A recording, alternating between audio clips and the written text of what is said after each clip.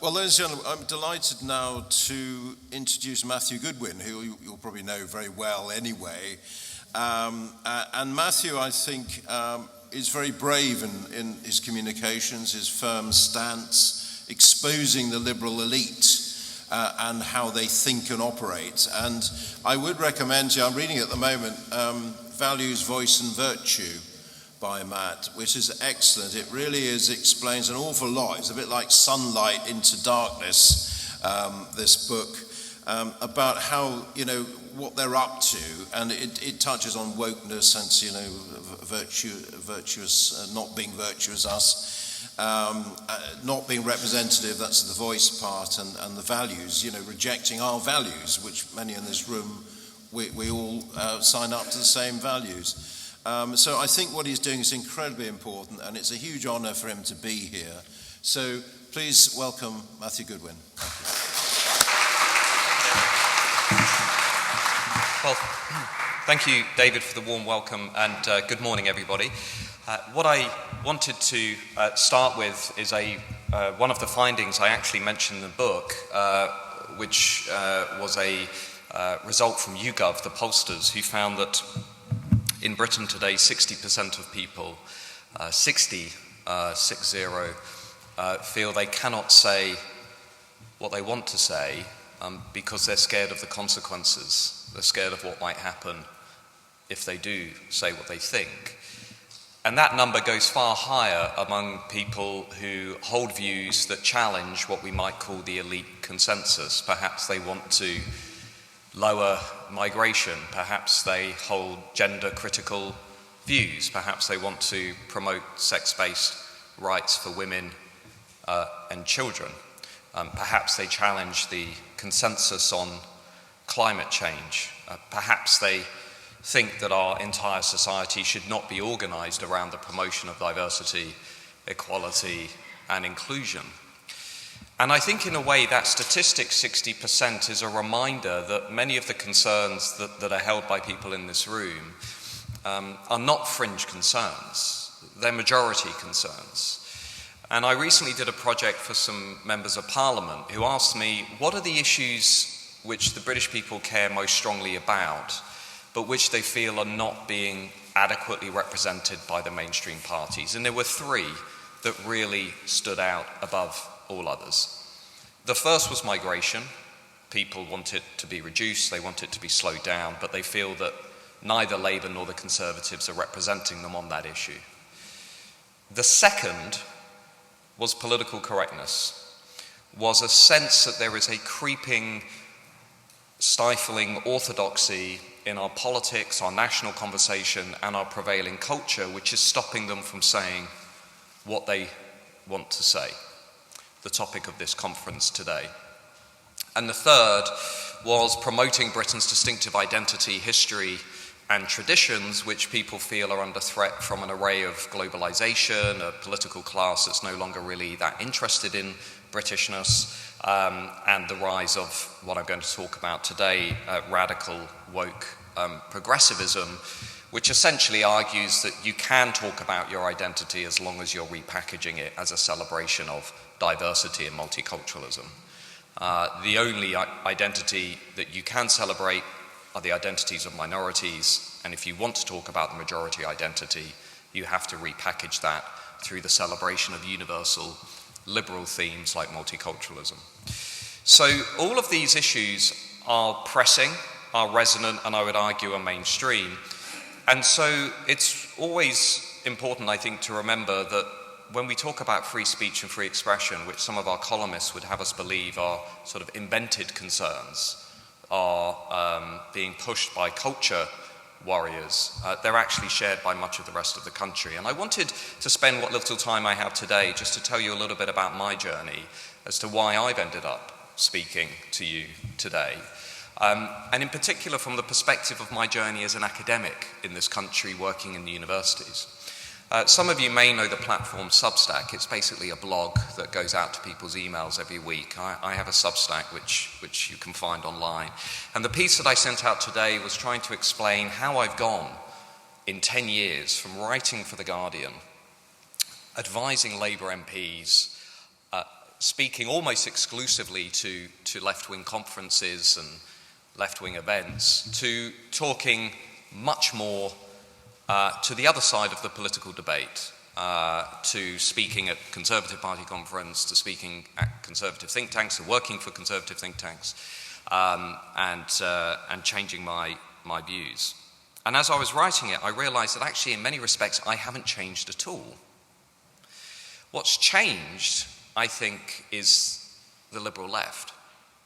What's changed are people that I used to describe as friends and colleagues essentially radicalizing over the last decade. And what do I mean by that? If you look at all of the research on what's been happening in Western democracies, both on the left and the right, people like Charles Murray, you might have read his excellent book Coming Apart, or people like David Shaw, who used to advise Barack Obama, they all now share a consensus that what we're living through is the breaking apart of an elite, socially liberal graduate class that tends to dominate the institutions, and many other people in society, some of whom have university degrees, many of whom do not, who have either been standing still or have been moving rightwards over the last decade. Very few serious academics dispute this is taking place. But what it's done is it's really encouraged mainly white university-educated liberals who live in the big cities and university towns, who tend to come from privileged families, to essentially radicalize and drift further away from everybody else in society. Their networks have become homogenous. They tend to socialize with people who look and sound like them and have the same values as them. They tend to marry people like them. They then tend to work in institutions that are also dominated by people like them. So at the end of this process, you're really left with a very insular, self-serving elite class, which over time has been radicalizing and been doubling down not just on social liberalism, has been declaring in many respects a war not just against the masses but against the liberal system more generally. What we're living through is the rise of a new group in society, was always there but has now been getting bigger over time, who I call the radical progressives, radical woke progressives. If you get any time over the next week or so to read a bit of research, I'd really strongly recommend the More in Common think tank reports on the UK. And they're a fairly liberal centrist think tank, but what they do is they basically organise people in the country into different political tribes based on their views. And they look at these radical progressives, and they say they probably represent about 15 to 20% of the country now. And what radical progressives think, feel, and believe is very different from everybody else. Very different. They're completely consumed with the idea that Britain is a very racist society. They're completely obsessed with the idea that rights for minority groups, all of which are protected under existing legislation, have not gone far enough. They consistently want to prioritize minorities over the majority. They are absolutely unambiguous in saying mass immigration and multiculturalism have been an unalloyed moral good, which, as we've seen over the last 2 weeks, is clearly not true. There are challenges with British society today. We need to talk about those challenges. They are consumed by the idea that we cannot move forward as a society unless we address what happened centuries ago in Western societies, while simultaneously ignoring many of those same injustices in other, mainly non-white countries. And they are consistently more willing than anybody else to say we should limit free speech. We should limit free speech and free expression in the pursuit of social justice, in the pursuit of a political and ideological project. So radical progressives really do matter. They're not just asking for us to be nice. They're not just asking for us to be tolerant. What they are doing is launching an assault on the foundations of our liberal society. They're dismissive of objective research, of objective knowledge, which doesn't support their ideological claims. They prioritize fixed group identities, our racial, our sexual, our gender identities above our individual rights. And they are constantly undermining, eroding, and attacking the things that hold us together as a society. Our shared sense of history, our shared sense of identity, our shared culture. which is why over the last decade I've become increasingly concerned at both the growth of this group, which is visible in the BBC, in universities, in the creative industries and so on, and I've also become deeply alarmed at the extent to which moderate liberals on both the right and the left really refuse to take this group on, refuse to defend the pillars of liberal society. And that concern has grown as I've seen what's happening in schools. The way in which today this dogmatic ideology that is obsessed with things like gender identity theory, that we can pick and choose our gender identity and that basically matters more than our biological sex, or critical race theory, which argues that Western nations are inherently racist and white supremacist. These ideas are now circulating widely among Britain's primary and secondary schools. I've written extensively on this on my Substack. If you're interested in the evidence, there have been a number of studies by groups like Don't Divide Us who have shown through freedom of information requests just how much we are now teaching many of these ideas in Britain's schools and universities. And at the same time, I've also watched many of my friends and colleagues, and I know Eric Kaufman is speaking to you today, which will be really insightful. He's been at the front line of all of this. I've watched many of my friends and colleagues who hold contrarian views, who may have voted for Brexit, who may be gender critical, who may have a slightly nuanced interpretation of Britain's empire, who may say that actually Britain has done a lot of good rather than bad in the world. I've watched them be chased off campus, be harassed, be discriminated against. Kathleen Stock is the most visible example, but there are many others. The Academics for Academic Freedom group has what it's called the banned list, which you'll find online, and which lists all of the academics and speakers who have been disinvited or banned from campus. And as all of the surveys show, it really comes down to radical progressives being more likely to discriminate against people who hold different views than their own. And so a few years ago, some of us decided to try and push back against this illiberalism within the universities. And I think it's fair to say we converged on a rather depressing conclusion, which is that we had to intervene in the universities because the universities could not be trusted to reform themselves. And this is a difficult place for many classical liberals to be, particularly people who favour rolling back the state. But over time, if you look at what's happened to Britain's universities, the ratio of left-wing academics to right-wing academics has gone from 3-1 in the 1960s to closer to 10-1 today. So many of the students who are now going through the universities are not being exposed to a full range of views and perspectives. They're not being exposed to academics who come from very different political backgrounds. They're instead being exposed to a very homogenous campus culture. So what we did is we designed and helped deliver the Higher Education Academic Freedom Act, which has now thankfully become law. And unfortunately, if there are Conservatives in the room, I'd say it's pretty much the only good thing the Conservative government has done. But what it does is it creates a legal duty for universities to protect, promote, and preserve academic freedom, the ability of scholars to say what they want without fear of consequence, and it enshrines that into law.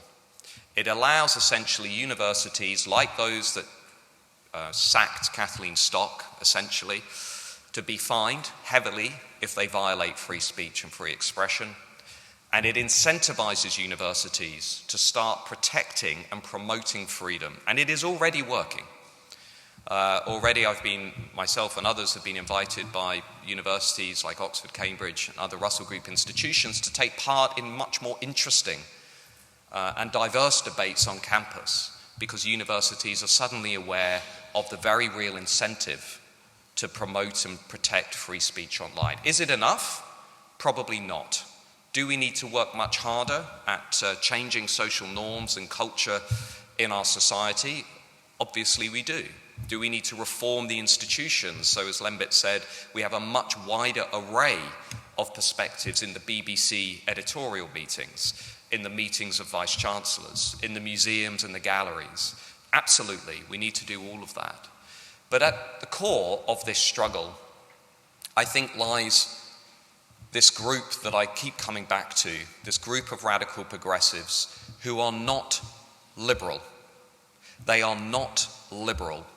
And as David said at the outset, wherever you sit on the political spectrum, whether you are on the right, on the left, in the centre, like me, going from one side a bit more to the other side, wherever you lie in the centre, I think the one thing we now have to unify around and speak very loudly about is this fact that our democracy and our society is now under threat from a group who do not subscribe to the central pillars of liberalism. They have no interest in preserving objectivity, individual rights, free speech, freedom of expression. We've seen it over the last 2 weeks in some of the sickening scenes on Britain's streets, where essentially the celebration and glorification of terrorism, mass murder and rape are given a free pass by many of those same radical progressives on the left of the political spectrum because, to be blunt, Hamas and Palestinians are seen as the right minority group, the group that are being oppressed, whereas British Jews are seen as being the wrong minority group on account of the fact that they are seen as the oppressor, and even worse, are often seen as the white oppressor. So within this warped worldview of